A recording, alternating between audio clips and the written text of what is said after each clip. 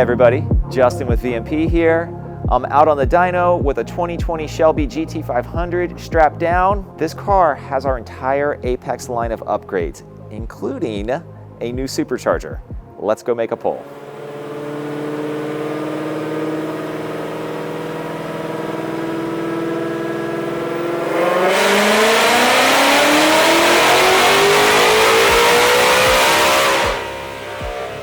I just ran this GT500 with the Apex setup.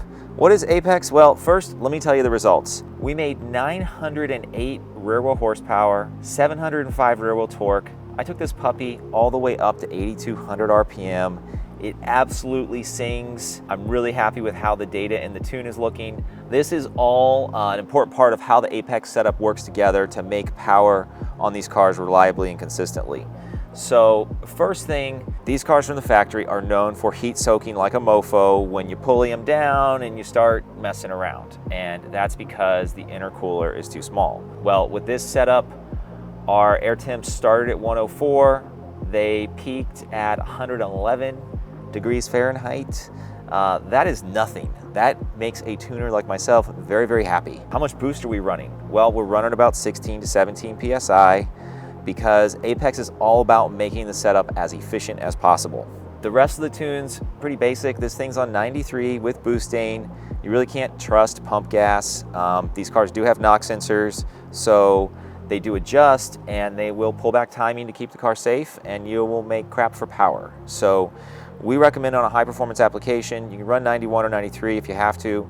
We recommend a shot of boosting up to a full can for maximum performance if you want to make sure you're getting really good fuel all the time. And the knock sensors are going to automatically adjust for that. I'm going to hop out of the car and show you the Apex setup and give you a little more info about that. I keep throwing around this 4-letter word called Apex. You heard me talk about it in the intro, when I was in the car, after the dyno. Apex is the pinnacle of performance for these GT500s. And it's not just one part, it's a complete system of parts that all works together and is all interchangeable and upgradable. We call it Apex Predator because this is a Predator and you want to be at the top of the food chain, so you get the Apex parts. All right, kind of cheesy. You guys have all seen our cold air intakes, our lids. That's what you see on top.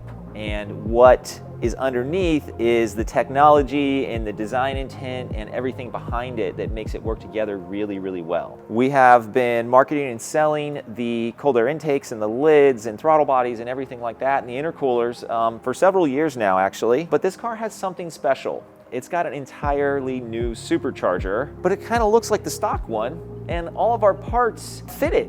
But it's a little bit different inside, actually a lot different. So these were some castings that we had that were destined for the 3100 TVS program, which didn't work out.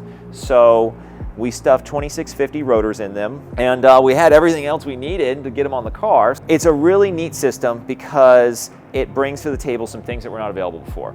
We have got a 112 millimeter throttle body on this car, and the way the 112 is designed, it idles and drives really, really well because it has a progressive opening. The 105s and the 108s, they just open right away, and that can lead to some high idles and some challenges and stuff like that, regardless of who's tuning it.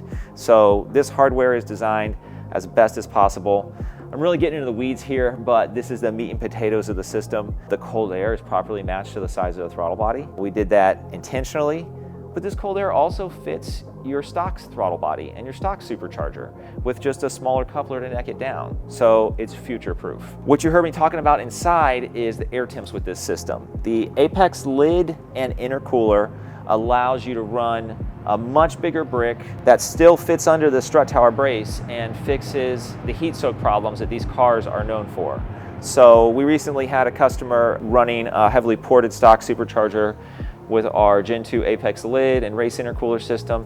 His air temps at the end of the quarter mile were 130 degrees, and he ran 890 at 162. And actually, they were 120 degrees, I believe, right? Yep. Yeah, okay, I got that. It was 30 degrees better than before with this previous system. So we addressed all of that here, and all these parts fit your stock supercharger, or they fit our Apex Supercharger Upgrade. What's really cool about this is that it's all modular. So the same lid, the same cold air. We do have a bigger throttle body flange for the Apex system just because we had to make the throttle body work right. The pulley is a bolt-on style. That makes it easy to change without messing around with the stupid hubs. The Supercharger is mildly ported in the sense that it takes a much bigger throttle body. It's opened up entirely, but it's not ported so much that you lose a lot of torque. That was important to us because if you buy this, we don't know what amount of boost you're going to run. And this particular car is only running 16 pounds of boost because it's still on 93 pump gas. It all comes together to make 900 rear wheel horsepower and a package you can buy straight from the get-go, or you can do piece by piece. If you've been following our socials, you know we're doing a lot of work with Whipple, and they have an awesome Gen 6 3-liter rotor design. We might be looking at packaging those rotors in a stock style supercharger like this. It might already be designed. If that's something you want to see available for these cars, hit us up in the comments and let us know. It's definitely on the table. By the way, this TVS style supercharger can be ported with great results as well. So that's an option when you want to make more power with this system too. I hope I've brought you up to speed on our Apex Predator system. If you've got more questions, drop a comment below.